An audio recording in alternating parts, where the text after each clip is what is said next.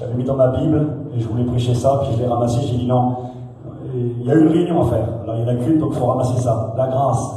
J'avais un message sur la grâce, il était là-haut. Là. Je n'ai pas tout ramené, évidemment. Et puis, j'ai voulu que Dieu, comme mes frères, évidemment, que Dieu m'anime, que Dieu me conduise, me dirige. Et puis je crois qu'il le fait. Alors j'ai préparé un petit message, c'est ce que je vais vous apporter ce soir. Maintenant, j'ai eu des coups de télé, pas des coups de téléphone, j'ai eu des messages sur le téléphone, c'est différent, enfin, c'est pratiquement pareil, me demandant un petit peu de ce qui se passe actuellement, hein, ce qui est arrivé aujourd'hui, ce matin en Israël. Israël s'est levé sous les bombes. Pratiquement 5000 missiles ont été jetés sur Israël. Certains parlent de 1500, d'autres de 5000, ça ne change pas grand-chose. 5000 missiles envoyés contre Israël. Et on nous parle de guerre. J'ai regardé un petit peu, donc je n'ai pas noté, je suis obligé de le lire. J'ai pris sur mon téléphone en photo, j'ai noté un petit peu ce qui a été dit là. C'est les dernières informations.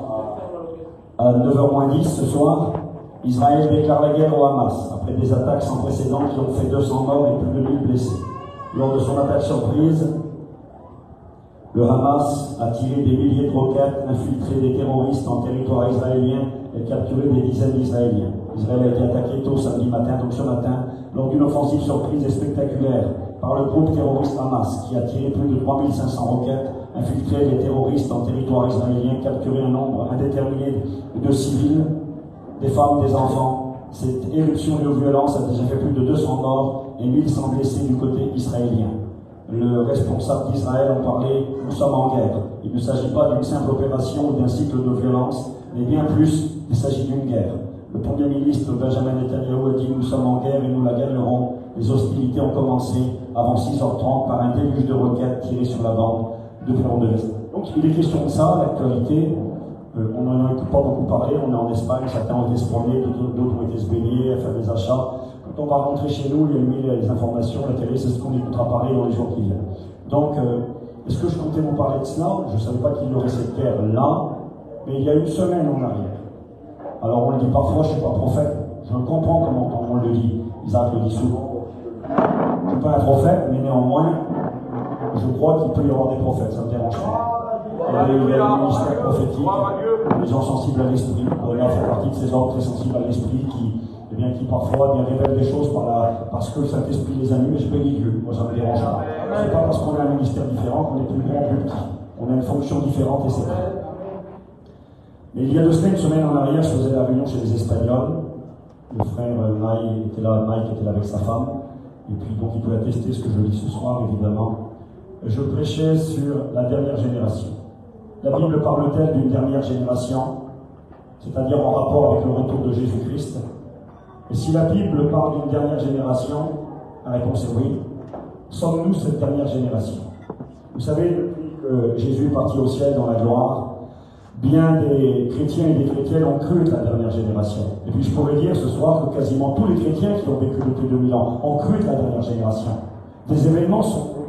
Il y a eu des guerres, il y a eu des épidémies, il y a eu des famines. Et d'ailleurs, à chaque fois qu'il y a une guerre, une épidémie de famine, la guerre en Ukraine, avec la Russie, aujourd'hui la guerre en Israël, ça éveille en nous un sentiment de crainte, et puis comme si une lumière s'allumait, on dit ça y est, Jésus revient. Bien, vous savez, lorsqu'on a posé la question au Seigneur, quand il reviendrait, quel serait le signe de son retour? Bien, vous savez, Jésus a dit ceci. Vous écouterez parler de guerre, vous écouterez parler de bruit de guerre, de tremblements de terre, d'épidémies, de famine. Et Jésus a dit, gardez-vous d'être troublés, car ça ne sera pas la fin. Tout à l'envers de ce que nous on dit parfois. Il dit, ça y est, c'est la fin, il y a une guerre. Non, pas du tout. Jésus a dit, il y a des guerres, il y en aura. Ça sera inévitable. Et vous serez troublés. Et vous serez tentés de croire que mon retour est là. Vous savez, quand il y a eu la Deuxième Guerre mondiale, je n'y attarderai pas longtemps, et quand il y avait Hitler au pouvoir, quand il y avait 6 millions de juifs tués dans les camps de la mort, 1 million de manouches de Rome, exécutés dans les camps de concentration, quand Hitler dominait le monde, un antéchrist, un ennemi de Dieu, les chrétiens de l'époque ont dit, Jésus revient. Il y a l'antéchrist qui est là en place. La situation d'Israël, c'est le retour. Jésus n'est pas revenu. Laissez-moi vous dire que Jésus ne pouvait pas revenir il y a 100 ans en arrière. Parce qu'il y avait des événements qui manquaient à l'horloge prophétique. Le grand signe, et je fais vite, le grand signe prophétique, ce ne sont pas des guerres, des bruits de guerre, des tremblements de terre, des épidémies et des famines. Le grand signe, c'est Israël. C'est la situation d'Israël. Les disciples ont bien dit, quel sera, Matthieu 24, verset 3, quel sera le signe? Et le mot signe, c'est le mot signature, c'est le mot miracle, c'est le mot la preuve, c'est mélion en grec. La signature, le miracle, la preuve. Quand Jésus dit, voici les signes qui accompagneront ceux qui auront cru. En mon nom, ils chasseront les démons, guériront les malades, feront des miracles. Eh bien, le mot signe, c'est mélion. Signature, miracle, preuve que Dieu est avec nous. Eh bien, le signe, la preuve, le miracle que le retour du Christ est imminent, c'est Israël. Et Jésus a donné des détails. Alors je sais, nous ne sommes pas des historiens, certains n'aiment pas les messages sur les prophéties. Et c'est dommage, parce que quand on n'aime pas les messages sur les prophéties, on ne peut pas aimer la parole de Dieu. Parce qu'un verset sur 5 dans la Bible, c'est des prophéties. Un verset sur 5. J'ai noté les chiffres exacts, si ça vous intéresse, combien de prophéties annoncées, plus de 6000. Je les ai notées ici, parce qu'on ne se rappelle pas de tout. Il y a dans la Bible 6408 prophéties, versets prophétiques. Il y a dans l'Écriture 31 102 versets, c'est-à-dire environ 20%. Un verset sur 5 de la Bible est prophétique. Nous n'aimons pas les prophéties, on n'aime pas la Bible. Alors on aime. Ça fait, oui, mais Steve, tu fais l'histoire quand on parle des prophéties. Tu dis, oui, ça a été annoncé, tu nous donnes des dates. Ben oui, évidemment. La Bible s'accomplit dans l'histoire humaine. Jésus a annoncé des choses qui se sont accomplies. Les prophètes ont annoncé des choses qui se sont accomplies. Et moi, quand je peux mettre une date sur une prophétie, ben je me réjouis. Parce que ce que la Bible a annoncé il y a 2000 ans, 2500 ans, 3000 ans, aujourd'hui, moi je mets une date dessus. Le grand signe pour la dernière génération. Alors nous avons, pour cette expression, la dernière génération, nous avons 3 versets. Et c'est dans l'Ancien Testament. Jésus en a parlé. J'avais bloqué la petite page dans l'évangile de Luc au chapitre 21, je peux vous la lire. Jésus dira en verset 28, quand ces choses commenceront à arriver, redressez vos têtes, levez vos têtes, redressez-vous, levez vos têtes parce que votre délivrance approche. Il leur dit une comparaison, voyez le figuier et tous les arbres, dès qu'ils ont poussé, vous savez de vous-même, en regardant que l'été est proche, de même, quand vous verrez ces choses arriver, accomplissement des paroles du Christ, sachez que le royaume de Dieu est proche. Je vous le dis en vérité, cette génération ne passera pas que tout arrive. Jésus a parlé d'une génération qui allait voir certains événements. Et de quel événement parlait-il? Il parlait de la même chose qui sont mentionnés dans le psaume 102. Dans le psaume 102, il est question de cette génération. La Bible l'appelle, dans nos Bibles généralement, c'est marqué la génération future. En hébreu, ça se dit l'Edor Aharon. Et l'Edor Aharon, ça ne veut pas simplement dire la génération qui va venir plus tard, ça veut dire la dernière génération. C'est ce que signifie l'expression l'Edor Aharon, la dernière génération. Et la Bible nous parle dans le psaume 102 et dans le psaume 78. Et c'est ce que je voulais prêcher, c'est ce que j'ai noté depuis hier, avant-hier. Je n'ai pas attendu le conflit ce matin et d'avoir des informations. Je m'étais préparé à vous parler de la dernière génération. Certains diront ici, c'est un séminaire, qu'est-ce que tu fais? Il faut encourager, il faut essayer de bénir les gens, il faut essayer de les fortifier. Mais je crois qu'il faut aussi les avertir. Et leur dire qu'on n'est pas en train de s'amuser au séminaire, en train d'attendre une bénédiction, une onction. Jésus revient. Et parce qu'il revient, j'ai noté, c'est le séminaire que Dieu nous donne, c'est un cadeau. Mais pourquoi faire? Pour prendre des forces, bien sûr, pour prendre des résolutions, mais pour être conscient qu'on n'a plus beaucoup de temps. Et je crois que c'est l'une des raisons pour laquelle Dieu permet autant de séminaires. Que Dieu permet autant de voyages en Israël, autant de régionales, autant de retraites spirituelles. C'est pas une mode, c'est pas un jeu. C'est Dieu qui est gentil et qui permet cela parce qu'on en a besoin. Parce que la guerre fait rage. Non seulement la guerre en Israël aujourd'hui, ou la guerre en Ukraine, mais la guerre spirituelle. La guerre contre le péché. Boana nous en a parlé cet après-midi. La guerre contre l'oppression, contre Satan qui veut nous accabler, plus que jamais. Parce que celui qui doit venir arrive. Quand celui qui doit venir arrive, l'Église, elle est courbée. L'Église, elle a besoin de se redresser, de lever sa tête, parce qu'il y a quelque chose de lourd qui pèse sur son dos, qui pèse sur nos épaules. Dans le psaume 102, donc c'est là-dessus que j'ai prêché il y a une semaine en arrière chez les frères espagnols, et je leur ai dit ceci. Je ne sais pas si mal que ça se souviendra, j'ai demandé à ma femme, elle a la mémoire d'un moineau, donc elle se rappelle une minute après, parce que je lui ai dit, après ça va être plus. Vous avez vu le film Doris, le petit Mickey là? Ça va pas nous regarder. C'est là ce soir, ma chérie. On n'est pas arrivé, la copie pour elle. Je lui ai dit, tu te rappelles que j'ai dit ça la semaine dernière? Elle dit, oui, ça se peut, je ne me rappelle pas. J'ai dit la semaine dernière, c'est pas si vous t'appelez Mike, j'ai dit la prochaine étape pour Israël, quel est le signe? Ce sera une grande guerre. Tu te rappelles que j'ai dit ça? Donc je n'ai pas parlé de la guerre avec le Hamas aujourd'hui. Ça, c'est une petite guerre. Il y a eu 200 morts, 000 blessés, c'est important, ce n'est pas rien, c'est très important. Et ça peut, et ça emmènera inévitablement à la prochaine grande guerre. Il y aura une grande guerre qui va éclater en Israël. Les prophéties bibliques en parlent. Ézéchiel 38, Ézéchiel 39, le psaume 83 nous donnent des détails. Tout à l'heure, on m'a posé des questions, on m'a dit, Steve, qu'est-ce que tu en penses? Je lui ai dit, mon frère, eh bien, ces choses doivent arriver. Oui, ce petit conflit qu'il y a aujourd'hui entre Israël et les Palestiniens, le Hamas, eh bien, ce petit conflit, les 200 morts, Israël réplique. Vous verrez, aujourd'hui, les nations quasiment, pas tous, l'Iran est content à se frotter les mains, à la féliciter le Hamas. Mais, aujourd'hui, les nations disent, les Américains, les Français, on est avec Israël, et c'est normal, il faut qu'ils se défendent, ils ont quand même pris presque 5000 bombes sur la tête, c'est normal qu'on se défende. Si demain, l'Espagne vient acheter 5000 bombes sur la France, attendez-vous à une guerre internationale obligatoire. Donc aujourd'hui, un petit peu, on comprend. Demain, après-demain, dans une semaine, si Jésus n'est pas revenu, vous pensez peut-être à moi, vous verrez, Israël seront les méchants d'histoire. On vient de tuer des centaines d'innocents. On a fait des centaines de victimes. Et ils se défendent, et je ne dis pas que c'est vrai. Vous savez, aujourd'hui, tout à l'heure encore, j'ai écouté un frère qui m'a envoyé un message, un frère étudiant chez les sédentaires, il m'a dit, Steve, il faut prier pour Israël. Vous savez, dans mon cœur, il faut prier pour Israël, oui, il a raison. Il faut prier pour les Palestiniens aussi. Parce qu'à chaque fois, ceux qui se font tuer parmi les Palestiniens, vous savez, c'est qui? Ben, c'est des gosses qui se font tuer. J'ai vu une photo tout à l'heure, on m'a touché mon cœur, on m'a fait de la peine. Je l'ai mis dans mon téléphone, j'ai regardé, je l'ai fait voir à Abraham. Un petit Palestinien, dans les bras de son copain, puis il est mort, il est en sang. Vous savez pourquoi j'étais triste? Parce que le petit Palestinien, ils sont dans mon petit. C'est un petit jeune qui a 16, 17 ans, c'est de la chair à canon. Ils jettent des gosses, ils jettent des enfants là-bas à la boucherie, et c'est eux qui sont massacrés. Puis des fois, ils vont dire, les Palestiniens, qui se font tuer, c'est les méchants. Les Palestiniens, c'est les âmes que Jésus aime et pour qui Jésus est mort. Et ça, on n'écoute pas ça dans les églises évangéliques. Je sais qu'on ne s'intéresse pas trop à ça, on ne fait pas de politique, nous. Mais nous, on prie pour Israël, on prie pour les Palestiniens. Ils ont besoin de Jésus. Ils ont besoin d'être sauvés, voilà, pareil. Et c'est des petits gosses qui se font tuer. Et les dirigeants du Hamas, qui sont des musulmans fanatiques, eh bien, ils envoient les jeunes à la guerre, et eux restent en arrière, ils prennent les décisions. C'est quelque chose de terrible. Il y aura un jour une grande guerre qui va venir. Israël, dans les temps prophétiques aujourd'hui, elle est arrivée à un domaine, Jésus avait dit, le signe Israël. Jérusalem va tomber, le captif, ils vont tomber sous le tranchant de l'épée. On emmènera, Jésus va dire cette parole, il y aura une grande détresse en Israël, traduite par grande tribulation. Vous savez, des fois, certains se posent la question sur la grande tribulation. Eh bien que je crois qu'il y a des jugements qui vont s'abattre sur le monde bientôt, eh bien, il y a déjà eu une grande tribulation pour Israël.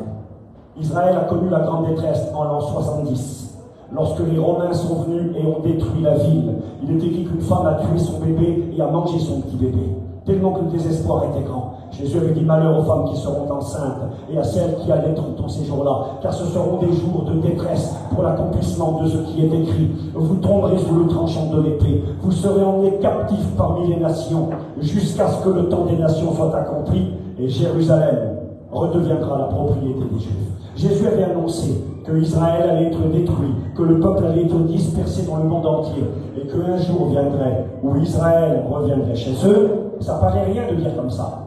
Où Jérusalem redeviendrait la propriété et la capitale des Juifs, et que alors, cette génération-là ne passerait pas que Jésus ne soit revenu pour nous chercher. Et le temps s'est écoulé, et ce que Jésus a dit s'est accompli. Vous savez, c'est extraordinaire, moi je mets des dates. Il y a une date, je ne peux pas m'arrêter, je crois que c'est le 5 novembre de l'année 66. 34 ans après que Jésus est mort et ressuscité, à peu près. Jésus avait dit aux chrétiens de l'époque, ceux qui écoutaient son message, quand vous verrez Jérusalem investie par des armées ennemies, eh bien, sachez que sa destruction est imminente, sa désolation. Fuyez, sauvez-vous, abandonnez vos maisons, abandonnez vos villes, ne retournez pas dans la ville, mais partez. Le 5 novembre de l'année 66, la ville d'Israël, de Jérusalem, pardon, était entourée par les soldats romains, la 12e légion. Le responsable s'appelait Cestius Valgus. C'était un homme de guerre, un général. Il était là, il encerclait la ville, mais contre toute attente, sans aucune raison. Il a donné l'ordre à ses soldats, la 12e légion. La ville était capturée, la victoire était assurée pour les Romains. Il leur a dit, demi-tour, on s'en va. Ils ont fait demi-tour, écoutez-moi, ils ont fait demi-tour et quand ils sont partis, les Juifs ont cru que c'était une intervention divine. Ils ont ouvert les portes de la ville, ils ont poursuivi la deuxième légion, ils ont massacré tous les soldats romains. Ils ont dit Dieu est avec nous. Quand ils ont dit ça, les chrétiens qui connaissaient la parole de Jésus ont dit non, Dieu n'est pas avec nous. Jésus nous a avertis. Quand vous verrez la ville encerclée par les ennemis, ils vont tremper sous le tranchant de l'épée. Vous allez tomber captifs parmi les nations et Jérusalem va être complètement détruite. Et tous les chrétiens qui ont pris Jésus au sérieux, le 5 novembre de l'année 66, ont quitté la ville de Jérusalem. Ils sont partis. On s'est moqué d'eux. Mais qu'est-ce que vous faites? Dieu est avec nous. On a massacré les Romains. Non, Dieu n'est pas avec nous. Jésus nous a avertis. Il faut partir maintenant. Le temple va être détruit. Mais non, les chrétiens sont partis. Écoutez-moi bien. Et quand, quelques années plus tard, un temps très court, les soldats romains, l'armée romaine, l'empereur a ramené une nouvelle légion. C'était la 10e légion. Une légion de Syriens, dirigée par un homme qui s'appelait Vespasien, un général. Il est arrivé, il a attaqué Jérusalem, il a encerclé la ville, son fils est venu finir le travail, et tous ceux qui étaient à l'intérieur de la ville ont été soit tués, soit envoyés en déportation. Il n'y avait plus aucun chrétien dans la ville de Jérusalem quand la destruction a eu lieu. Ça, c'est intéressant. Quand la destruction viendra sur la terre, il n'y aura plus aucun chrétien. Parce que Jésus nous aura emmenés dans le ciel. Amen. Il n'y a plus aucun chrétien qu'on peut mettre. Donc je fais vite, je vais m'avancer parce que je vais trop m'attarder sur Israël. Israël, c'est le signe. Jérusalem devait être détruit. Jésus l'avait dit. Il ne restera pas pierre sur pierre. Le temple sera détruit. Jésus l'avait dit. On peut mettre la date dessus. Au mois d'août de l'an 70, le temple est détruit. En l'an 135, Adrien fait passer le choc de la charrue. Jérusalem devient une ville païenne. Elle s'appelle Regia Capitolina. Et ensuite, elle est dominée par les nations du monde entier pendant 2000 ans. C'est du jamais vu dans l'histoire. Tous les grands peuples du passé ont cessé d'exister. Les Babyloniens, les Mèdes, les Perses, les Grecs, Alexandre le Grand, les Romains, tout le monde a disparu. Et il y a un petit peuple, Israël. Le peuple a été détruit. On les a emmenés dans les nations du monde entier. Ils auraient dû cesser d'exister. Ils auraient dû s'assimiler. Ils auraient dû perdre leur identité. Et 2000 ans plus tard, Jésus l'avait dit. Les prophètes l'avaient dit. Les apôtres l'avaient annoncé. Israël allait revenir dans son pays. Amen. La résurrection d'Israël. Ésaïe 66 nous donne les détails. Une nation peut-elle naître en un jour? Un pays peut-elle être enfanté d'un seul coup? Ils ne comprenaient pas comment un pays pouvait naître en une seule journée. Parce qu'autrefois, et c'est d'ailleurs comme ça que Israël a conquis Canaan, il fallait faire la guerre pendant des années. C'est bon? Ça va pas? Non, ça va aller, merci, parce qu'il faut finir à 11h, si je pas tout, je finis à 2h du matin. Donc on ne va pas boire de l'eau. Non, mais c'est gentil, j'ai pas soif. Non, je parle avec mon cœur, c'est important. Amen, amen. Ce sujet, je l'étudie, ça fait plus de 20 ans. 20 ans que j'étudie les prophéties. Bah, l'autre, j'ai écouté prêcher là-dessus, ça a touché mon cœur, ça a suscité un désir en moi. Et donc, je connais ce domaine des prophéties. Les prophéties avaient donné des informations exactes. Un pays pouvait-il naître en un jour? Ce n'était pas possible.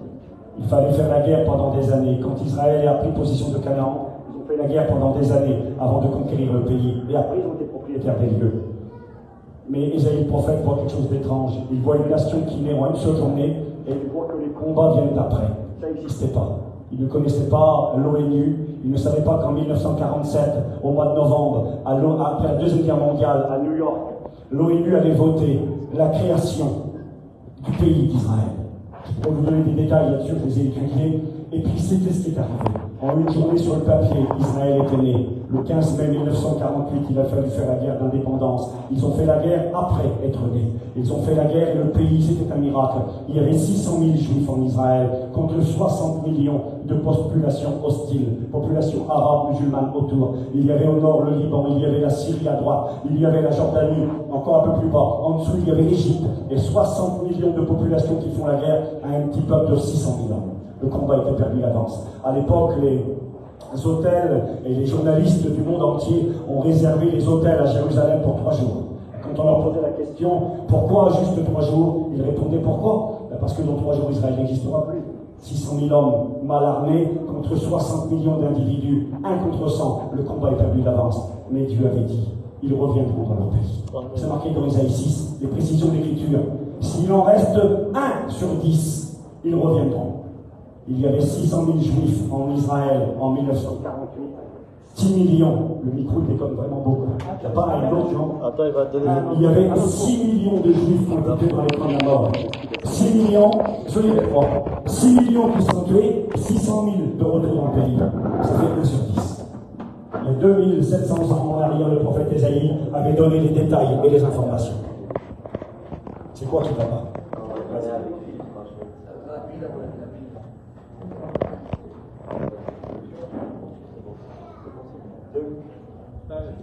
Un, deux. Voilà, gloire à Dieu, lève ton pied. Voilà, merci. Donc je crois que c'est important de considérer ces choses. Alors je vais pas trop m'attarder avec Israël, j'ai tellement de choses à dire, c'est un sujet qui est tellement intéressant. Mais Jésus avait annoncé le signe était Israël. Israël devait cesser d'exister, devait être détruit, envoyé dans les nations. Il devait revenir. C'était même dit combien de temps? Dans Osée chapitre 5 et chapitre 6. C'est marqué que ça allait durer 2000 ans, le temps de déportation. Mais il était écrit que le peuple d'Israël reviendrait chez eux. Baisse un tout petit peu, mon frère. Qu'il reviendrait chez eux. Qu'il redeviendrait un peuple. Vas-y, c'est bon. Qu'il redeviendrait un peuple, une nation.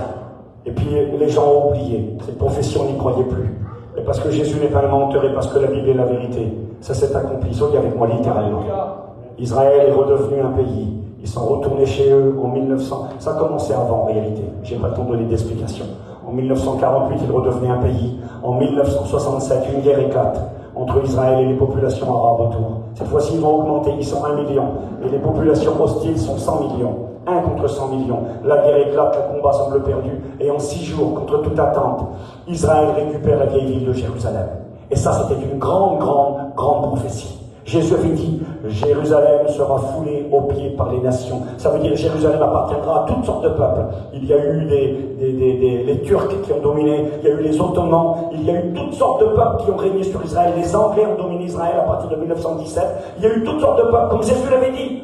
Mais Jésus avait dit qu'un jour, Jérusalem redeviendrait la propriété du peuple juif. Et pendant 2000 ans, c'était impossible. Mais la prophétie avait été donnée. David, il y a 3000 ans, a prophétisé dans le psaume 122, verset 3. Il a dit cette parole, il a dit Jérusalem, tu es une ville dont les parties sont unies ensemble. C'est-à-dire tu es une ville réunifiée. Les parties unies ensemble. Ça n'avait jamais existé. À l'époque de David, Jérusalem était une petite bourgade qui s'appelait Jébus, ou Salem anciennement. Une petite bourgade de rien. Et lui, il la voit prophétiquement, une ville réunifiée à la fin des temps. Et quand Jérusalem a été réunifiée en 1967, la prophétie que Christ avait annoncée s'était accomplie. À l'époque, il y avait un soldat juif qui s'appelait le Moshe Dayan, le général de l'armée israélienne. Quand il est rentré dans la vieille ville de Jérusalem, là où il y a les mosquées, c'était l'emplacement du temple, là où il y a le mur de lamentation, il était accompagné de ses soldats. L'histoire nous rapporte que les soldats ont pleuré comme des petits-enfants, et le général aussi. Des hommes de guerre, habitués à la souffrance, qui avaient connu les camps de la mort, ils pleurent quand ils rentrent dans la vieille ville. Ils savaient que c'était un moment prophétique et un moment historique. Et là, Moshe Dayan a cité la Bible. Il a cité Zacharie chapitre 12. Et il a dit, Jérusalem, maintenant, restera à sa place, à Jérusalem. Et en 1980, une loi a été votée, la loi de Jérusalem. La Knesset, le Parlement israélien, a adopté une loi qui dit ceci, Jérusalem, capitale d'Israël, une et indivisible pour l'éternité. Et tout ça, ça paraît rien. Mais on met des dates sur les prophéties, et c'est l'une des raisons pour laquelle nous croyons que nous sommes la dernière génération. Israël n'existait pas en tant que nation lorsqu'il y a eu la Deuxième Guerre mondiale, et depuis 2000 ans. Mais ce que Jésus avait dit, c'est accompli. Ce que les prophètes avaient dit, c'est accompli. Et la prochaine étape, c'est quoi? La prochaine étape, ce sont des nations qui vont venir attaquer Israël pour une guerre finale qui s'appellera la guerre d'Armageddon. Apocalypse 16. Le psaume 83 nous donne le nom des pays qui vont intervenir dans cette guerre. Il est question des Philistins, les Palestiniens, qui rentrent en guerre aujourd'hui. Il est question de la Jordanie. Il est question des Syriens. Il est question dans Ézéchiel 38 de l'Iran. Il est question de la Russie, des puissances qui viennent du nord d'Israël. Et aujourd'hui, cette confédération de pays, conformément à l'Écriture, il y a 3000 ans, il y a 2700 ans, sont en train de se rassembler, sont en train de préparer la prochaine échéance, la grande guerre contre Israël. Et c'est là qu'intervient l'enlèvement de l'Église. L'Église est enlevée juste avant la grande guerre contre Israël. Donc ce qui se passe aujourd'hui, c'est la préparation de cette guerre qui va intervenir bientôt. Vous savez ce qui va arriver dans quelques jours? Le monde entier dira, oui, stop, Israël, arrêtez maintenant. Vous avez répondu, vous avez envoyé des bombes contre les Palestiniens, il faut les laisser tranquilles maintenant. Et ça va provoquer de la haine. Israël était sur le point de conclure des alliances avec les puissances arabes, l'Arabie Saoudite en particulier. Ils étaient contents. On appelle ça les alliances d'Abraham, le genre de Trump. Jared Kushner a mis ça en place. Ils étaient contents quelque part de cette alliance. Le conflit actuel va faire tomber les alliances par terre. Parce que les puissances musulmanes, arabes, vont prendre position pour les Palestiniens, c'est obligatoire. Donc, on est dans ce temps où le monde entier, et ce conflit qui y éclate aujourd'hui en Israël, va accélérer le processus de haine contre Israël et préparer les nations musulmanes contre Israël, comme dit l'Écriture. Et quand cette grande guerre éclatera, je le répète, l'Église sera déjà partie dans le ciel. Donc on est arrivé à la fin. Et c'est ce que dit le psaume 102. Le psaume 102 nous dit ceci. Oui, l'Éternel rebâtira Jérusalem. Résurrection du pays, restitution, restauration de la ville de Jérusalem. Oui, l'Éternel rebâtira Jérusalem. Il se montrera dans sa gloire. Il est attentif à la prière du misérable. Il ne dédaigne pas sa prière. Que cela soit écrit pour la dernière génération. Et que le peuple qui sera créé, et là il y a une énigme, qui c'est le peuple qui sera créé? Nous le savons. Un peuple composé d'hommes et de femmes qui sont des nouvelles créatures en Jésus-Christ. 2 Corinthiens 5, verset 17. Et celui qui est en Christ, il est une nouvelle créature. Les choses anciennes sont passées, toutes choses sont devenues nouveaux. Quel est ce peuple qui sera créé? C'est pour eux qu'il faut écrire cela. C'est l'Église de Jésus-Christ.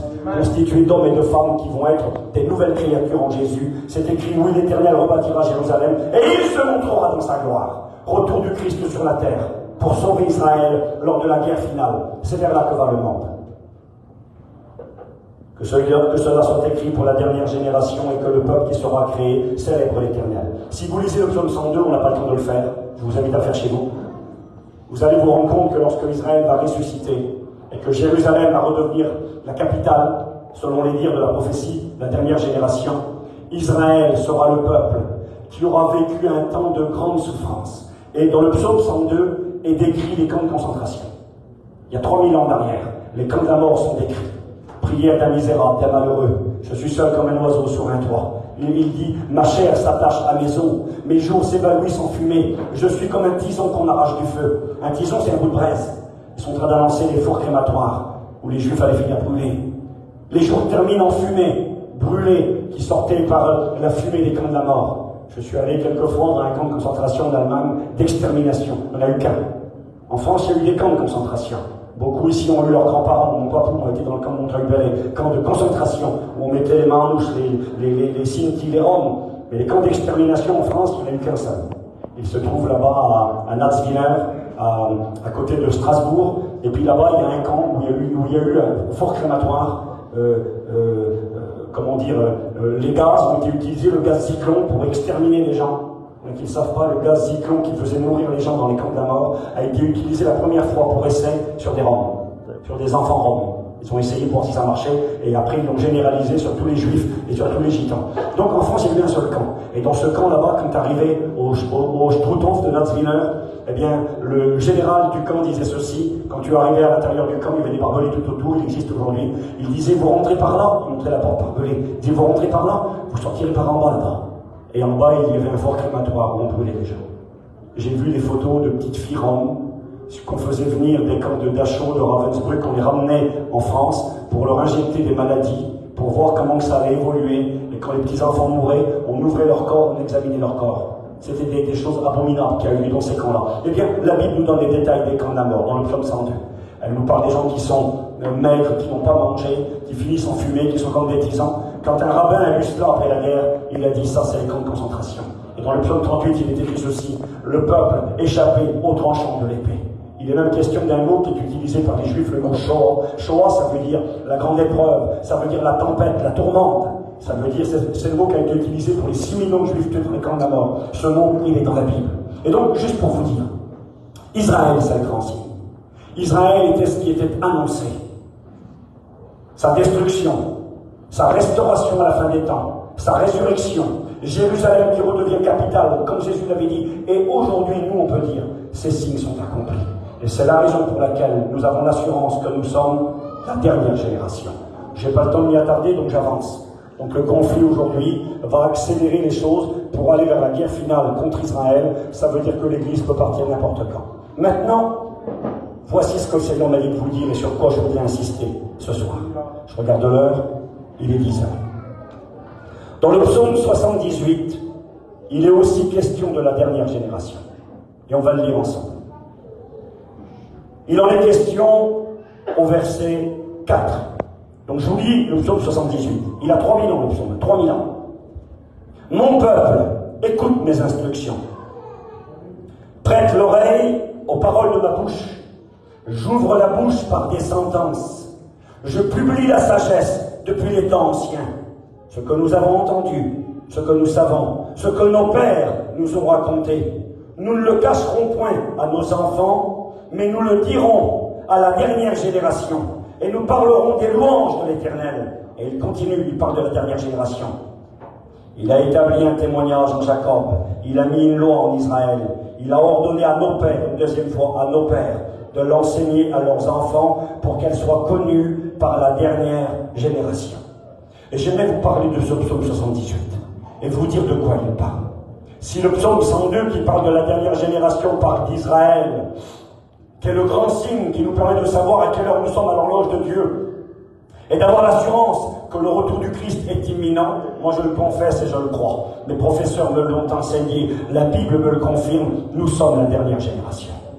Nous le sommes. Ceux qui l'ont cru avant, des prophéties manquaient. Et elles ont été accomplies.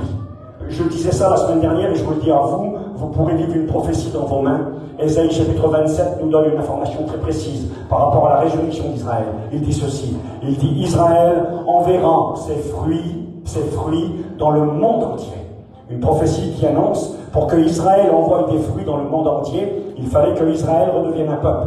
Il fallait qu'ils retournent dans leur pays, il fallait qu'ils cultivent la terre, écoutez-moi bien, et il fallait une époque où l'on puisse envoyer les fruits dans le monde entier. Il y a 2000 ans, on ne pouvait pas envoyer les fruits dans le monde entier. Il n'y avait pas les moyens de transport nécessaires. Aujourd'hui, tu vas en Amérique, tu vas en Chine, tu vas en Australie, tu vas demain ici en Espagne, au magasin, tu vas en France, au petit Lidl, et puis tu vas chercher dans les fruits et légumes, tu cherches les relais légumes et tu penseras à moi, tu vivras l'expérience. Tu regardes dans les provenances, c'est marqué d'où que ça vient. Provenance Algérie, provenance Maroc, provenance Italie, c'est marqué. Et tu verras des pamplemousses, tu verras des oranges, marqué dessus, provenance Israël, Jaffa. Et tu tiens dans les mains la prophétie, voilà. Quand tu prends l'orange qui a écrit Israël dessus, la Bible avait annoncé que Israël redeviendrait un peuple et qu'ils enverraient leurs fruits dans le monde entier. Ça, c'est des prophéties qu'on tient dans nos mains. On est en train de dire, c'est en train de te dire, la pomme, l'orange que tu tiens dans ta main, t'es la dernière génération. Il fallait que ça s'accomplit. Et aujourd'hui, on peut le voir de nos yeux. Nous sommes la dernière génération. Je vais donner une petite pensée pour les amateurs de vin. Je sais pas qui aime le vin, le Bordeaux. Michael rigole, il aime bien le bon vin. Interdit sur les tables ici, vous avez vu? Plus de molle, fini. Bon, Dieu a tellement veillé sur les prophéties, la résurrection du pays, et Dieu a même veillé sur le vin pendant 2000 ans. C'est pour raconter, écoutez-moi bien. En Israël, ils ont l'un des meilleurs vins au monde. Il est cultivé là-bas sur les sommets en Galilée, à côté de Nazareth. Il y a l'un des meilleurs vins du monde. Et ce que beaucoup ne savent pas, c'est que les vignes qui sont cultivées là-bas, sur les plateaux de Galilée, c'est du vin qui vient de Bordeaux. Ah bon? Oui, il vient de Bordeaux. Et vous savez pourquoi? Parce qu'il y a 2000 ans en arrière, quand les Romains ont conquis Israël et qu'ils ont détruit Israël, ils ont pris les vignes en Israël là-bas, sur les sommets de la Galilée, et ils ont emmené en France, à Bordeaux. Ils ont planté les vignes à Bordeaux, et Bordeaux est devenu le vin le plus célèbre du monde. Peut-être pas le meilleur, mais le plus célèbre. L'un des meilleurs vins, c'est du vin israélien. Déporté pendant 2000 ans, quand Israël est redevenu un pays, ils ont repris leurs vignes et ils ont ramené chez eux. Même les vignes, Dieu les a ressuscitées. Dieu a ressuscité son peuple, il a ressuscité la langue hébraïque. Les prophéties devaient s'accomplir. Nous sommes dans le temps. Mais le psaume 78 nous parle d'autre chose. Il nous donne des détails. Dernière génération, donc c'est clair. Israël, c'est le grand signe. Et je n'ai pas le temps de vous en parler, il faudrait des heures pour parler des prophéties bibliques concernant Israël. Maintenant, le psaume 78 nous parle d'autre chose. Il parle de la dernière génération, pareil. Mais il nous informe. Et il nous dit ceci.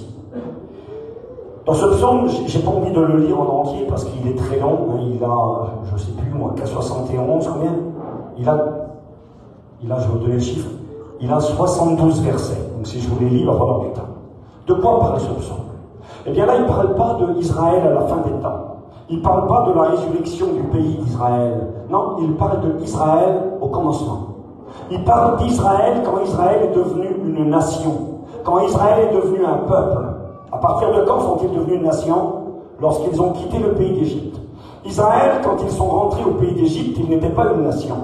Ils étaient 70 personnes environ. 72, 71, un peu plus de 70 personnes. Et c'était pas une nation. Il y avait Joseph, qui a fait revenir ses frères. qui a fait venir son père, Jacob, et ils sont venus, ils étaient environ 70 individus, et ils vont devenir une nation en Égypte. Et quand ils vont sortir du pays d'Égypte, un frère nous a parlé, je crois que c'est Michael l'autre jour, il a dit qu'il valait mieux lire la Bible que regarder le film. On a tous une notion des 10 commandements de Jésus, le libérateur, Israël esclave au pays d'Égypte. La mort vient, et puis on met le sang de l'agneau sur les linteaux des portes, et Israël est délivré, il traverse la mer Rouge. Tout le monde a écouté parler de ça. Eh bien, le psaume 78, il parle de ça. Certains diront, mais Steve, qu'est-ce que ça a à voir, ça, avec le retour de Jésus, la dernière génération, la fin des temps, l'enlèvement de l'Église? C'est de ça que parle le verset. Si vous le lisez, je peux lire juste quelques petites parties, on va pas tout lire, c'est trop long. Voilà, je mets des lunettes, je mets mieux. Voilà, je m'excuse, regardez. C'est marqué comme ça, dans ce psaume-là. Devant leur père, verset 12, Dieu fit des prodiges au pays d'Égypte, dans les campagnes de Tsoran. Tsoran, pour ceux que ça intéresse, ça veut dire gitan, en hébreu. Tsoranim. Les Tsoranim, c'est les gitans, c'est vous. C'est nous. Les Tsoranim. Là, il est question de Tsoran. Dans les campagnes de Tsoran, parce qu'on pense que Israël a pris avec eux des Roms, peut-être au passage. Parce que c'est la meilleure affaire qu'ils ont fait. Les Roms qui ont conquis le monde entier, qui risquent peut-être d'étonner plein de gens ici. On soit un manouche, on soit un gitan espagnol, à l'origine, tout le monde est Rome. Parce que c'est les Roms qui ont quitté ces pays-là. Les Roms, les Dômes et les Landes. C'était 3 groupes. Et puis ils sont venus, ils ont arrivé dans les pays de l'Est. Nos frères, ils sont arrivés un petit peu après nous. C'est pour ça qu'ils parlent plus Rome et qu'ils sont plus... ils croient qu'ils sont plus Rome, ils ne sont pas plus Rome que nous. Ils sont Rome quand même. Mais les manouches, c'est des Roms aussi avant. Et puis les voyageurs, c'était aussi qui ont du sang de gitans, c'était aussi des Roms, comme les Espagnols. Si tu connais la langue que parlaient les Espagnols ici, ils parlaient le calou. Et le calou, il y a plein de mots Roms dedans, c'était des Roms aussi.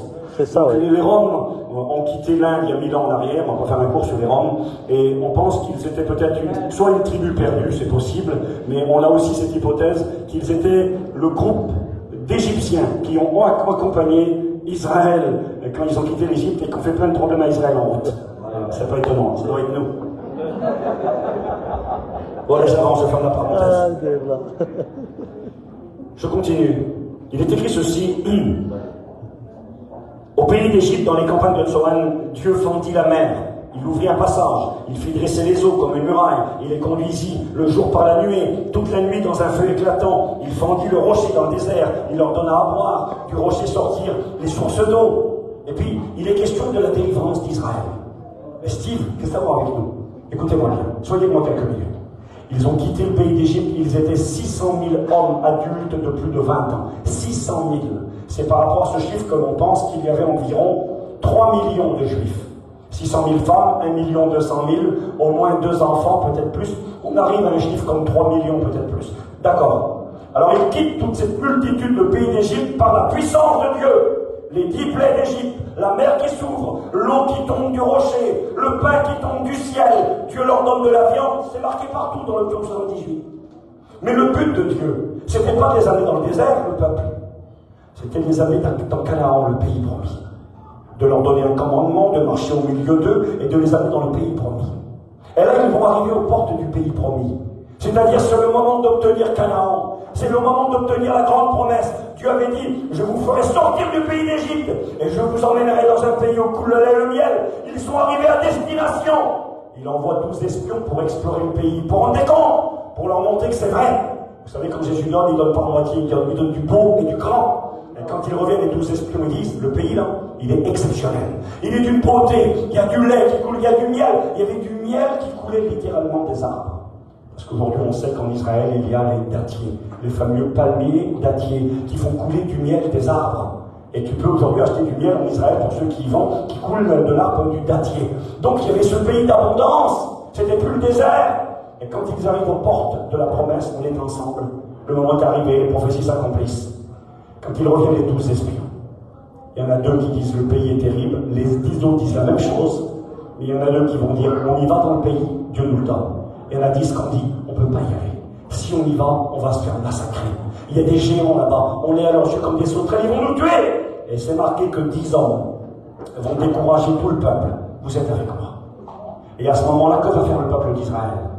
Ils vont commencer à murmurer contre Dieu. Ils vont commencer à murmurer contre Moïse. Ils vont vouloir faire tuer Moïse. Ils vont regretter l'Égypte. Pourquoi nous ne sommes pas morts en Égypte? On était mieux en Égypte. On avait des pots de viande, on avait des oignons, on était bien là-bas. Mais vous n'étiez pas bien. Ils tuaient vos enfants là-bas. Vous étiez des esclaves, des condamnés à mort, dans une prison à ciel ouvert. Vous n'étiez pas bien. Comme l'a dit Mike tout à l'heure, parfois Satan nous rend aveugles. Il nous fait oublier la réalité. Ils avaient oublié les coups de fouet, oublié qu'on tuait leurs petits-enfants. Ils se rappelaient des pots d'oignons et puis ils se rappelaient de la nourriture, les pots de viande. Et ils ont murmuré. Et il est écrit qu'ils se sont révoltés contre Dieu. Regardez ce que dit la Bible. C'est intéressant, j'ai marqué la liste dans ce psaume. Faudra le dire à la dernière génération. Faudra les avertir. Vous savez pourquoi? Parce que la dernière génération va connaître des attaques comme eux en ont connu. Vous savez combien sont rentrés dans le pays promis sur 600 000? J'ai noté la référence, elle est dans le livre des Nombres. Deux. Josué et Caleb. Ils sont tous morts dans le désert. Voilà, ils ont touché du bout du doigt. Ils étaient à la frontière. Ils étaient arrivés à destination. Demi-tour, ils sont tous morts dans le désert. Juste deux ont pu rentrer. Et le Seigneur dit, faudra le dire à la dernière génération. Faudra dire à la dernière génération que les attaques et les combats et les tentations qu'ont subi la première génération, ça sera la même chose que vont subir les derniers. Et le Seigneur me disait de vous dire à vous, et de le dire à moi aussi, Steve, n'oublie pas, ils étaient arrivés au but, et pratiquement aucun n'est rentré. Une manière de vous dire à vous et à moi, faites attention. Vous êtes arrivés au but, Jésus revient, j'y crois de tout mon cœur, on est la dernière génération, gloire à Dieu, mais faites attention. Parce que la première, devant les portes de Canaan, ils ont fait demi-tour, ils sont tous morts. Sous-entendu, faites attention à vous de ne pas toucher de près le retour de Jésus-Christ et de passer à côté. C'est ça que ça veut dire. La liste est donnée. C'est marqué ceci. Vous en parlerez à la dernière génération, à leurs enfants, et aux enfants de leurs enfants. Faudra les avertir. Je vais vous le dire dans la prédication. Il faut que nous soyons des exemples pour nous, pour nos frères et sœurs, et pour vous. Là, les petits bonhommes qui arrivent là, les petites filles qui sont là. Ils vivent dans un monde pourri. Ils vivent dans un monde où le diable règne, où l'esprit d'Antéchrist est à l'œuvre comme jamais. Ils vivent dans un monde où l'Église va être touchée et être de plus en plus corrompue. Et si on n'est pas vigilant et qu'on laisse faire, on aura des comptes à rendre pour eux. Une petite femme a rendu témoignage, une petite fille.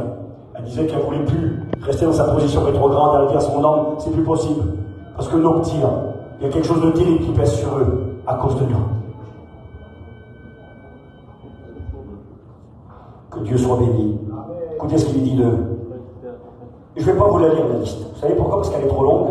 En réalité, l'apôtre Paul nous parle de ce psaume 78 dans 1 Corinthiens chapitre 10. Ah bon? Écoutez bien. Donc Paul, il résume, lui, plus vite. Parce que si je lis le psaume, il est trop long. Il y a toute la liste de ce qu'ils ont fait. Ils sont révoltés, ils ont murmuré, ils ont été indociles, rebelles, ils ont manqué de fermeté, ils ont été infidèles, ils ont tourné le dos, ils n'ont pas gardé, ils ont refusé, ils ont oublié. C'est marqué. On va dire, faites attention, vous les chrétiens, les derniers temps. Les chrétiens de l'enlèvement, faites attention de ne pas oublier. Faites attention de ne pas vous révolter. Faites attention de ne pas baisser les bras. Faites attention à vous. C'est marqué, ils continuèrent à pécher. Ils se révoltèrent. Ils tentèrent Dieu. Ils parlèrent contre Dieu. Pas possible, Seigneur. C'est marqué, ils ne crurent pas à ses prodiges. Ils l'ont trompé. Ils ont menti. Leur cœur n'était pas ferme pour lui. Ils étaient infidèles à son alliance. Ils se révoltèrent, ils l'irritèrent, ils ne cessèrent pas de tenter Dieu, ils ont provoqué Dieu, ils ont oublié Dieu, ils ne se sont pas souvenus. Puis la liste continue, c'est marqué après, ils tentèrent Dieu, ils se révoltèrent, ils n'observèrent point, ils s'éloignèrent, ils tournèrent, ils l'irritèrent. Seigneur, tout le long du mois, ils se sont fait avoir. Ils étaient arrivés au bout et le diable les a retournés comme ça. Et regardez, parce que je vais essayer d'être sérieux et raisonnable. Dans 1 Corinthiens 10, Paul redit la même chose. C'est marqué, nous l'avons lu tout à l'heure, nos pères sont sortis d'Égypte. Nos pères, faudra le dire à la dernière génération. Paul il dit exactement pareil. Mais qu'est-ce qu'il dit? Il dira, 1 Corinthiens 10, 1, frères, je ne veux pas que vous ignoriez que nos pères, pareil, sur 78, que nos pères ont tous été sous la nuée qui dirigeait le peuple d'Israël. Ils ont tous passé à travers la mer. Psaume 78. Tous passent à travers la mer Rouge. Tous étaient baptisés en Moïse, dans la nuée et dans la mer. Ils ont tous mangé le même aliment, la nourriture qui est tombée du ciel. Ils ont tous bu le même breuvage, l'eau dans le désert. C'est marqué, ils buvaient un rocher spirituel qui les suivait, ce rocher était le Christ. Mais la plupart d'entre eux ne furent point agréables à Dieu, puisqu'ils périrent tous dans le désert. Il redit la même chose que le psaume 118. Est-ce que c'est pour nous? Regardez, c'est marqué juste en bas. Il dira ceci. Ces choses leur sont arrivées pour servir d'exemple, et elles ont été écrites pour notre instruction, à nous qui sommes parvenus à la fin des siècles. Il paraît que c'est le psaume 78. Voyez, ils sont quittés, ils sont sortis, et ça a été écrit pour nous servir d'exemple, à nous, la dernière génération. Ah bon? Ils ne furent point agréables à Dieu, puisqu'ils périrent dans le désert, ils sont tous morts. Or, ces choses sont arrivées pour nous servir d'exemple, afin que nous n'ayons pas de mauvais désirs comme eux. Des mauvais désirs.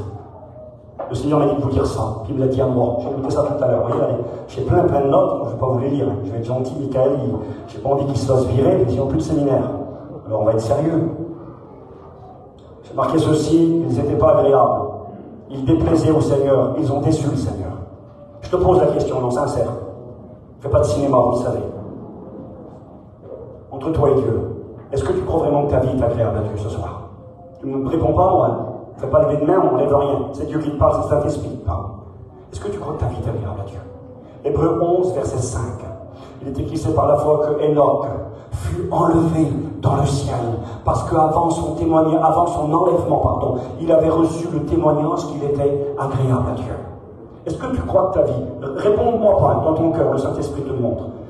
Là, eux, là, ils n'ont pas été agréables à Dieu. Ils ont fait des choses qui ne plaisaient pas. On a lu vite fait la liste, hein. J'ai survolé à 300 à l'heure. Ils ont tenté, ils ont murmuré, ils ont parlé, ils ont méprisé, ils ont oublié, ils ont rejeté, ils ont désobéi, ils ont été infidèles. Quelle vilaine liste. Ils n'ont pas été agréables à Dieu. Je te pose la question et tu réponds dans ton cœur, est-ce que tu crois vraiment que ta vie est agréable au Seigneur? Vous savez, je ne sais pas, je suis peut-être maladroit, je vous demande pardon si je le suis. Regardez ce que j'ai écrit sur les feuilles pendant qu'on était dans les réunions que le Saint-Esprit me parlait. Le Saint-Esprit me disait ça. Aujourd'hui, le Seigneur nous dit que le temps qui est le nôtre, la dernière génération, le retour de Jésus-Christ, l'enlèvement de l'Église, peut-être ce soir, j'y crois de tout mon cœur et je l'espère et je le veux. Peut-être demain, dans 15 jours, je ne sais pas. Ce que j'aimerais vous dire, c'est que nous allons connaître et nous connaissons déjà l'attaque ultime du diable. La dernière attaque. Satan a attaqué Israël avec une force. Non mais regardez 2 secondes. Est-ce que vous avez vu la mer s'ouvrir, vous? Moi, j'ai jamais vu la mer s'ouvrir. Ils ont vu une colonne de feu qui les conduisait dans la nuit, la colonne de nuée dans le jour. C'est écrit qu'un rocher les suivait. Le rocher, c'était le Christ. Il leur donnait à boire dans le désert de la viande, des tonnes de viande. Sur une journée de marche, des tonnes de viande en abondance. Ils ont mangé la manne, le pain qui vient du ciel, qui avait un goût de miel. Ils ont mangé la viande dans le désert. Ils ont vu des miracles que personne n'a vus. Et pourtant, ils se sont tous révoltés et quasiment tous sont restés sur le carreau. Ça veut dire, même si tu as vu des miracles et que tu as vécu des choses avec Dieu, fais attention, c'est pas une garantie. Aujourd'hui, là, je vous le dis de la part du Seigneur, j'aurais aimé vous dire autre chose, mais je sais que c'est comme ça. Et je m'y attends. C'est la fin, cette dernière round, c'est le combat qui va terminer. Tout à l'heure, on a écouté la sonnerie. Bientôt, il y aura un coup de trompette, la trompette de Dieu. Ça sera la trompette finale. Vous savez, quand un combat de boxe a lieu, il y a le gong à la fin. On fait un coup de gong et le combat est fini. Le coup de sifflet, le match est terminé. Eh bien, vous avez vu une équipe qui est vaincue dans les dernières minutes. C'est la qui est la plus dangereuse. Un combat de boxe. Le combattant qui a été vaincu, il sait que c'est foutu. Il a perdu, il ne pourra jamais rattraper au point. Il n'a qu'une dernière chance, c'est de gagner par KO. Il va donner tout ce qu'il pourra, c'est fini. Satan, il sait que c'est fini. Et il sait qu'il a perdu. Il sait qu'il a perdu, Manuel. Alors il a décidé de nous faire la guerre, mais comme jamais. Il va jeter des coups de poing, des spirituels évidemment, et des coups comme il ne l'a jamais fait. Il sait que c'est terminé. Il va se déchaîner, c'est le dernier round. Ce qu'il a fait à la génération des pères qui ont quitté l'Égypte, ils avaient Moïse, le libérateur. Il les a eus. C'est une manière de vous dire à vous et à moi, faites attention, pas vous faire avoir. C'est marqué, la grande épreuve, le fort du combat, le dernier round, c'est maintenant. Satan va tout donner, il sait que c'est fini, qu'il a perdu. Il est donc et sera plus dangereux que jamais et plus acharné que jamais. Vous êtes venus là, plein de gens du témoignage, qu'ils étaient fatigués. Un premier message, Abraham, l'Église est fatiguée. Et Plusieurs ont levé la main. Puis les différents messages. J'ai apporté mon petit concours, les flèches qui t'ont percé. Et puis aussi, donc, Isaac, puis aussi Guana, qui nous a invités encore hier soir et qui nous a parlé de la part du Seigneur. Et les gens ont besoin d'être aidés. Parce qu'on sent cette oppression, on sent que le combat fait rage. J'aurais aimé vous dire, on a prié pour vous, vous avez gagné là, ça y est, la guerre est finie. Vous allez rentrer à Paris et partout chez vous, ça va être impeccable. Eh bien, laissez-moi vous dire non. Vous allez reprendre le combat.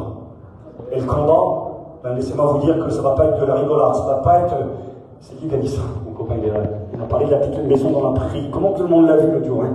Quand il a dit la petite maison dans la prairie, il dit elle se roule dans l'herbe, elle se roule dans les fleurs. Tout le monde s'est vu dans la petite maison dans la prairie, quand même. Ben, laissez-moi vous dire que ce n'est pas la petite maison dans la prairie qui va vous attendre. Vous allez rentrer chez vous. Vous allez voir Satan vous attaquer comme jamais. Puis écoutez, ils vont vous dire la vérité, de toute façon, ça ne changera rien.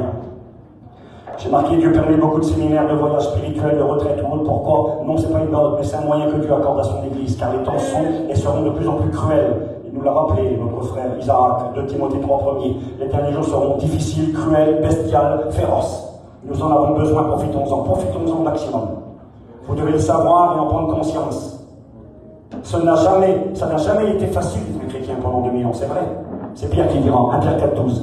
Bien-aimés, ne soyez pas surpris. Il y en a qui sont surpris. C'est dur la vie chrétienne, maman. Les combats qu'on a. C'est vrai qu'on ne devrait pas avoir de combat. Ben, j'ai marqué ceci, la Bible dit, bien-aimés, ne soyez pas surpris comme d'une chose étrange qui vous arrive de la fournaise, c'est-à-dire le feu de la souffrance, qui est au milieu de vous pour vous éprouver. Il ne faut pas être étonné. On n'a pas le droit de vous tricher. Ici, là, on a remporté des batailles. On n'a pas remporté la guerre. Hein. La guerre, elle sera finie quand Jésus sera venu nous chercher. La guerre va continuer. On a gagné des batailles, merci à Dieu. Nous sommes la dernière génération. J'ai marqué, il va falloir combattre. Il va falloir prendre des coups. Un combat, c'est prendre des coups. Je ne sais pas s'il y a des anciens boxeurs ici. À prendre quelques boxeurs qu'il devait y avoir aussi, non? Grand boxeur. Moi, j'ai fait de la boxe quand j'étais jeune. Ah oui, j'ai une grosse tête, c'est pour ça que j'ai fait de la boxe. Vous n'avez pas de mal à me toucher à la tête. Hein. Moi, vous savez, j'ai fait de la boxe. Puis quand tu fais de la boxe, même si tu gagnes, tu es quasiment sûr que tu vas prendre des coups. Tu es sûr que tu vas prendre des coups, c'est obligatoire, ou alors tu fais pas de boxe si tu veux prendre des coups. La vie chrétienne, tu vas prendre des coups. Puis ben, si tu ne vas pas prendre de coups, ne sois pas un chrétien. Parce que tu vas prendre des coups, c'est obligé. Il va falloir combattre, prendre des coups, il va falloir pleurer, j'ai marqué, il va falloir serrer les dents. On ne veut pas entendre cela. Eh bien, ça serait vous mentir, j'ai marqué. Ça serait vous mentir si je ne vous dirais pas la vérité. J'aurais aimé vous dire l'inverse. La croix va être de plus en plus lourde. Mais avec l'aide du Seigneur, la croix portera ceux qui veulent la porter. La croix portera ceux qui veulent la porter. J'ai marqué quoi qu'il en soit et quelle que soit l'ampleur du prix qu'il va falloir payer pour aller au ciel, ce qui est sûr, c'est que le prix vaut le coup. C'est beau ça? Quoi qu'il en soit, ça vaut le coup, Michael. Ça vaut le coup de pleurer, ça vaut le coup de prendre des coups, ça vaut le coup les nuits blanches, ça vaut le coup les questions, les comment, les pourquoi. Ça vaut le coup, ça vaut le coup. Ça vaut le coup parce que j'ai marqué, quoi qu'il en soit, quelle que soit l'ampleur du prix qu'on devra payer, ce qui est sûr, c'est que ça en vaut le coup. Et c'est qu'abandonner le combat et finir dans le camp des vaincus coûtera encore beaucoup plus cher. De refuser le combat. Ben Steve, si tu as... j'ai pas écouté ça. Je croyais que les chrétiens, ça allait être... tout allait bien, tout allait se passer impeccable. Fini les problèmes, on a prié pour moi au séminaire. Il est impeccable, tout va s'arranger. Non, ça va pas s'arranger. Il va y avoir des combats comme tu n'en as jamais eu. Tu vas pleurer peut-être comme tu n'as jamais pleuré. Parce que c'est inévitable. On aura besoin d'être unis, d'être ensemble, de prendre des forces. Mais j'ai marqué d'arrêter le combat et de baisser la garde maintenant, ça coûtera beaucoup, beaucoup plus cher. J'ai marqué, il faut arrêter de faire le bébé. Steve, qu'est-ce que tu marques? Il faut arrêter de faire le bébé, l'enfant gâté, de taper du pied. Il faut être un homme. Et je l'ai dit à Boudou l'autre jour. Il est là, mon copain. Je lui ai dit, Boudou, il faut être un homme pour servir le Seigneur et être un chrétien. Il faut être une femme. C'était un rigolo, mais ça ne même pas. Alors bien sûr, on est des héros, des minables, des incapables. Mais nous y arrivons uniquement avec sa force. Mais il faut être un homme et une femme. Il ne faut pas être dirigé. J'ai marqué, de toute façon, on n'a pas le choix. Il y a que deux camps. Il y a le camp des vainqueurs et le camp des vaincus. Et si tu es dans le camp des vaincus, tu restes sur la terre, c'est la colère de Dieu, et c'est la pire souffrance que le monde n'a jamais connue qui viendra. Et si c'est pas sur la terre, on n'a pas le choix. J'ai marqué, l'Église va devenir, écoutez-moi bien, c'est ce que dit le texte de l'Écriture. L'Église va devenir, et je me suis appelé sur ton message, Isaac, tout à l'heure, une grande gommère, si elle ne veille pas. Isaac nous a rappelé ce matin, pour ceux qui étaient là, cette femme aimée du prophète Osée, une femme de mauvaise vie, une femme dépravée, elle est partie. Et puis Isaac nous a rappelé qu'elle pouvait encore revenir, et il a raison. Mais laissez-moi vous dire que ce temps de pouvoir revenir ne va pas durer. Et que l'église des temps de la fin va devenir une gommère qui va se souiller et se salir à un point tel, enfin l'église, ça ne sera plus l'église. Les gens qui s'appelleront l'église. C'est ce que nous dit le texte. Israël, le peuple de Dieu, le peuple libéré qui devait adorer le Seigneur, se sont tous pervertis, ont tous oublié, ont tous abandonné. Tu ne l'as pas lu tout à l'heure, Isaac, parce que c'était pas ce que tu avais à dire et tu as partagé ce que Dieu avait mis sur ton cœur. Et tu connais ces versets. Le Seigneur, à un moment donné, il dira à Gomère et à ses enfants, à cette Gomère qu'il avait aimée, qu'il avait chérie, qu'il avait pardonné, gracié, cet exemple de la grâce que Dieu nous a fait, il lui dira dans Osée 1, verset 6, tu vas avoir 2 enfants, tu vas avoir une fille, tu vas l'appeler Lo-Rushama. Lo-Rushama, Lo ça veut dire pas, et Rushama ça veut dire pas de pitié, ça veut dire je te donne plus rien. Et tu appelleras ton fils Lo-Ami, et Dieu dit ceci, je n'aurai plus pitié de toi, je ne te pardonnerai plus, tu ne seras plus mon peuple, et je serai plus ton Dieu. Il y a un moment donné, si ça dure de trop, il y a un moment donné, si on n'est pas vigilant, et qu'on redevient Gomère, et qu'on va trop loin, il y a un moment donné, on ne pourra plus revenir. Vous savez, il y a un cantique qu'on chantait autrefois, les frères ici l'ont connu mieux que moi je le connais il y a quelques années, notre ancien et notre professeur Jimmy chantait ce cantique-là. À la porte d'un cœur, Jésus frappe ce soir. Au dehors, tout est noir, il est déjà si tard.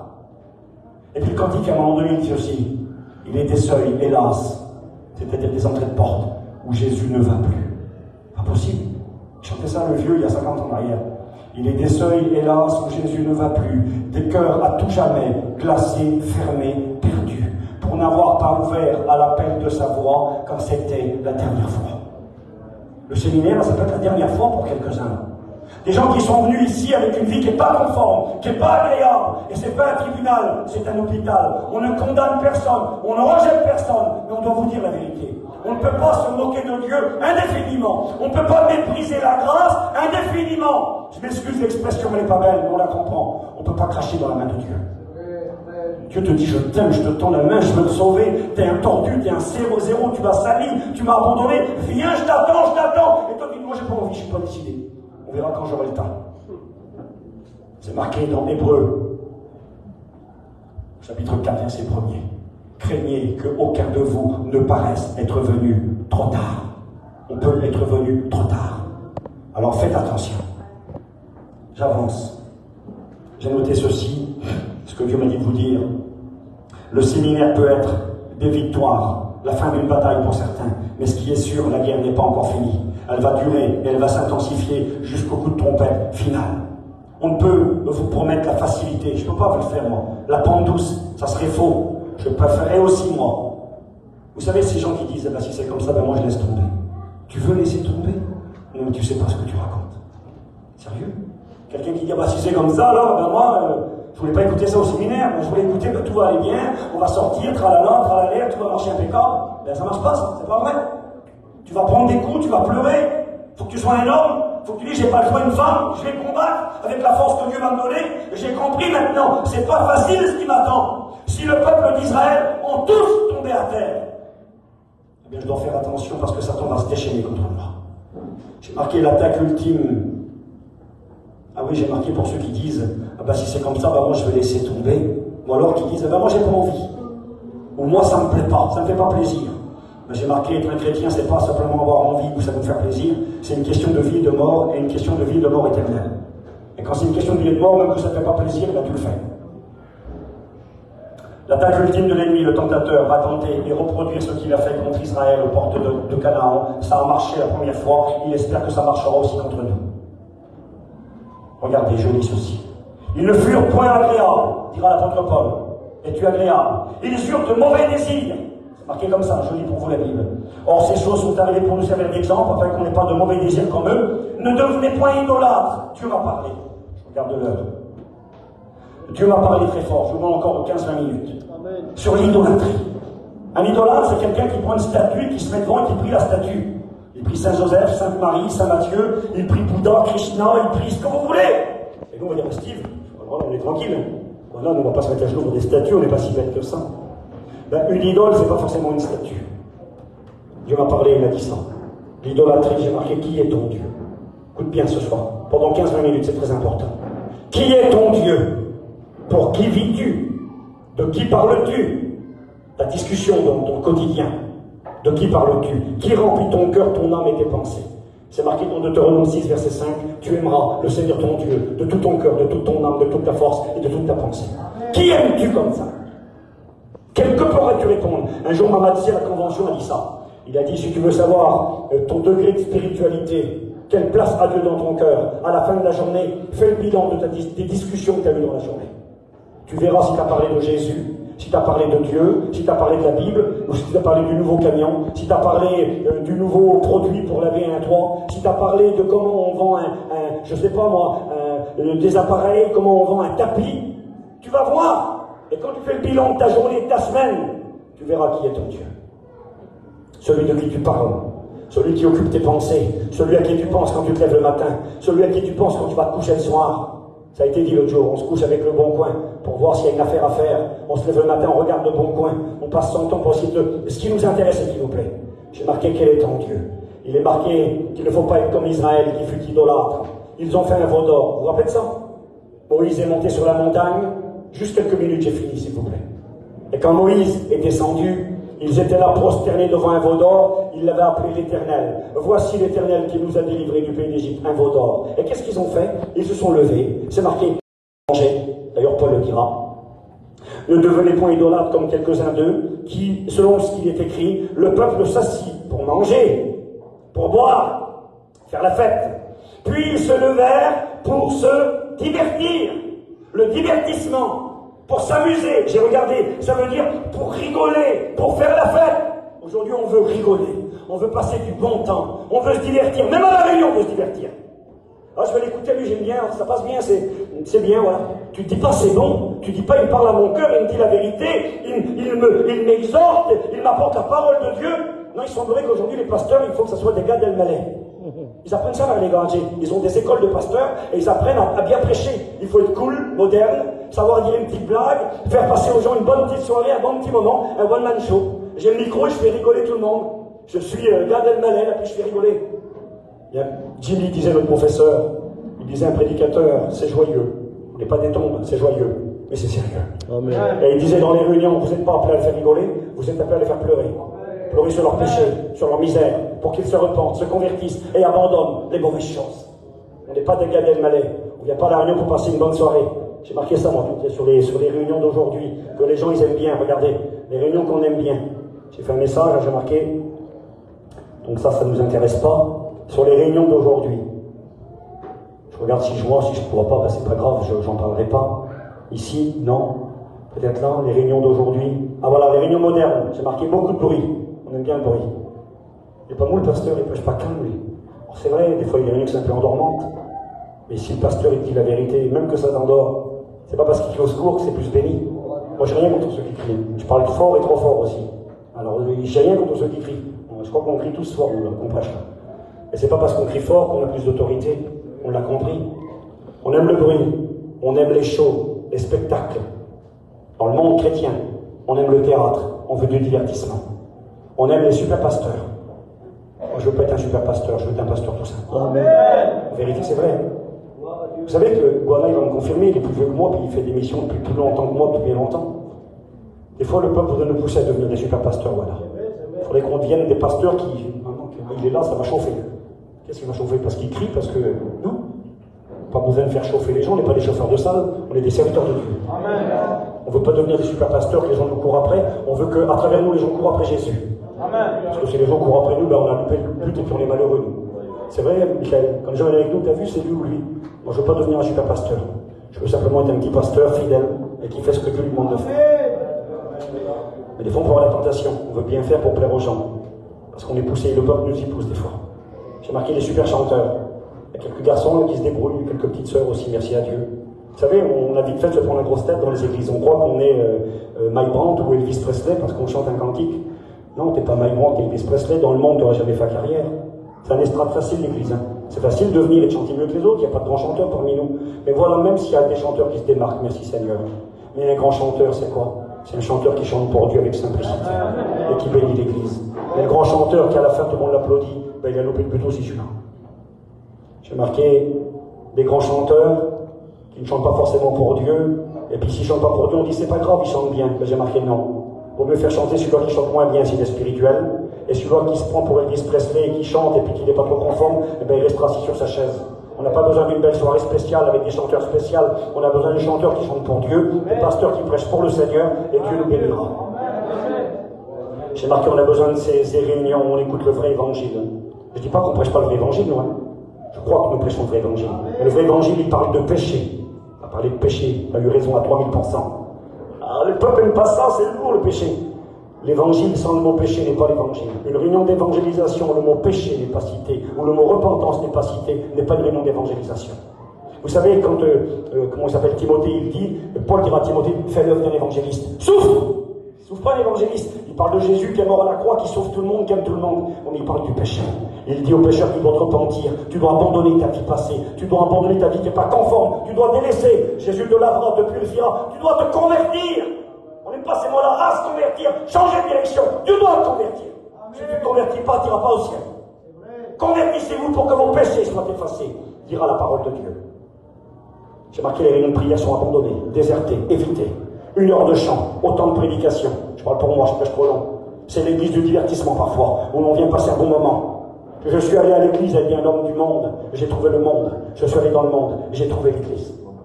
Que Dieu nous y aide à faire attention. L'idolâtrie, je fais vite. 35. Le travail. Obligé d'en parler, c'est vrai. Amen. C'est pas la statue de Saint-Joseph ou de Bouddha ou de Krishna, le boulot. Vous savez que le travail, à l'origine, peut-être que vous ne vous souvenez pas, c'est une malédiction. Ah oui, Adam, qu'est-ce qu'il dit, Seigneur? Tu travailleras à la sueur de ton visage. Tu gagneras ton pain. La terre est maudite à cause de toi. Travaillez pas Adam au départ. Il levait la main, il allait, il y avait des pommes, il y avait des poires, des oranges, il y avait des fruits partout. Il avait qu'à lever la main et servir. Aujourd'hui, on court après. C'est plus devenu un moyen. Il faut travailler. Ne faites pas dire ce que je ne vous ai pas dit ce soir. Il faut que le travail reste à sa place. Il ne faut pas qu'il occupe toutes mes pensées. Il ne faut pas que je vive que pour ça, la journée, le soir, le matin, que je parle que de ça. Je l'ai vu des fois. On est des terriens, on a la même vie tous. On parle avec un copain, on peut raconter une anecdote, on peut raconter, hier ce matin j'ai été chiné, je suis tombé sur un truc bizarre, je ne sais pas ce que vous voulez moi. Hein, j'ai fait ça, j'ai fait un petit bout de travail, c'est bien. Quand rien commence, il n'y a plus de fin. Chacun a la sienne à dire. Ah oui, moi aussi il m'arrivait un coup, et t'arrêtes plus sur le travail. J'ai marqué le travail, c'était une malédiction pour Adam. Le matériel, les voitures, les maisons, les appartements, les caravanes, et bien plus, les choses de la terre. Quelle place que ça prend! Le frère Rome fait, il expliquait que c'est marqué dans Apocalypse 18, verset 13. Alors j'ai vérifié, parce que je vérifie tout le temps quand quelqu'un dit quelque chose, je crois personne. Sincère, quand quelqu'un dit quelque chose, si je ne sais pas, je vérifie tout le temps. Je veux être sûr, au moins j'ai vu. Il disait, que c'est marqué que la grande Babylone, hein, l'abomination des temps de la fin, la religion apostate, il est écrit qu'ils feront du commerce avec les marchands du monde, et c'est écrit qu'ils vendront, c'est marqué dans la Bible, des chars. Hein, vous avez écouté, je fais parler de ça, les fameux chars. Et puis c'est vrai, j'ai regardé, j'ai encore regardé tout à l'heure, il y a déjà bien longtemps que j'avais écouté ça. Si tu regardes la traduction du mot char en grec, ça veut dire véhicule à 4 roues. Et il disait nos campings avec leurs 4 roues. Le commerce, pris là-dedans. On rêve de la barre bleue, de la barre rouge, de la barre jaune, du nouveau lifting, et on connaît ça par cœur. On connaît mieux ça, on demande des fois le nom des apôtres, on ne sait même pas qui c'est les apôtres, et on peut décrire un nouveau camion, une nouvelle auto par cœur. Écoutez, il y a une chose qui est bizarre. L'apôtre Paul, il va parler de l'idolâtrie, il va parler de l'argent. L'argent, c'est pas un problème. Comment il s'appelle, Seigneur, le frère David, comment il dit, il y en a qui disent l'argent c'est le diable, Il dit non mon frère, c'est toi qui as le diable. Il dit t'as plein de sous, tu veux pas en donner à personne. Dieu il a dit à moi l'or et l'argent. Alors non, l'argent c'est pas un problème en soi, bien sûr. L'amour de l'argent c'est un problème. Quand il ne demeure plus un serviteur mais qu'il devient ton maître. Quand c'est lui qui dirige tes pas, quand tu n'aimes plus les gens mais que tu aimes l'argent, aimer l'argent, ne plus comprendre le rôle que ça a, que c'est fait pour te servir. Regardez ce que Paul dira au jeune serviteur de Dieu Timothée. Il dira ceci. Alors ça c'est extraordinaire. 1 Timothée 6, verset 6, il dira, au verset 9, je vais aller plus vite, ceux qui veulent s'enrichir tombent dans la tentation, ils tombent dans un piège. Vouloir s'enrichir, c'est tomber dans un piège.